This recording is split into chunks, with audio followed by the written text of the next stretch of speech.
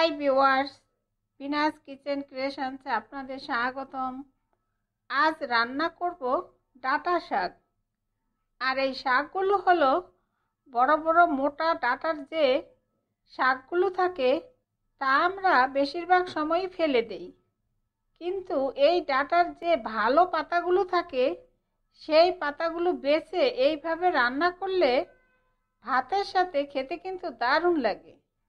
চলুন ডাঁটা শাক রান্না করতে কি কি উপকরণ লাগবে একবার দেখে নেই। প্রথমেই লাগবে ডাঁটা শাক। দেখুন এখানে 2 আটি ডাঁটা থেকে ভালো পাতাগুলো বেছে নিয়েছি। এরপর শাকগুলো ভালোভাবে ধুয়ে যতটা সম্ভব কুচি কুচি করে কেটে নিব।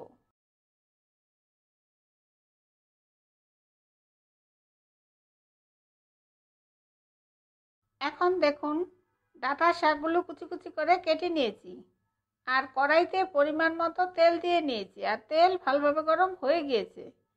এরপর দিব 2টা শুকনো মরিচ আর একটা পেঁয়াজ কুচি আর একটা আস্ত রসুন কুচি দিয়ে পেঁয়াজ ও রসুনগুলো হালকা গোল্ডেন ভাজা হওয়া পর্যন্ত অপেক্ষা করব।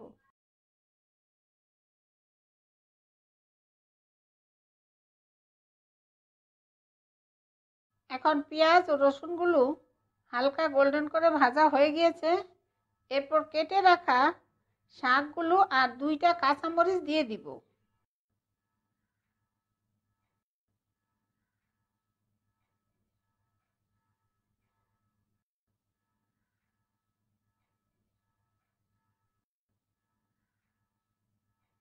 আর দেব স্বাদ মতো লবণ, অল্প হলুদের গুঁড়া,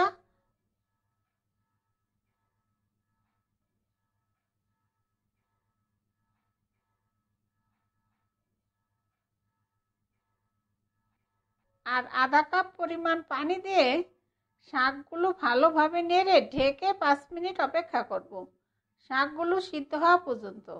আর মাঝে মাঝে নেড়ে দিব। আর যেহেতু বড় ডাঁটার পাতা তাই সিদ্ধ হইতে একটু সময় বেশি লাগবে।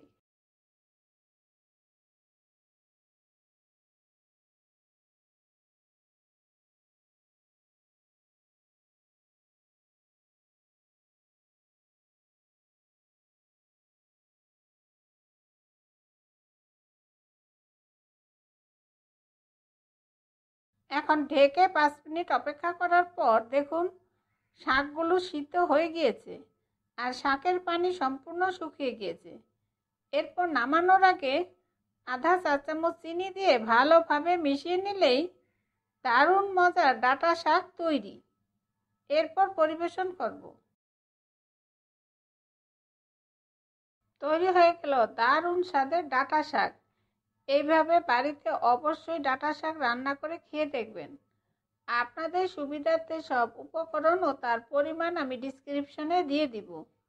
আর এই রেসিপিটা আপনাদের কেমন লাগলো আমাকে কমেন্টসে জানাবেন।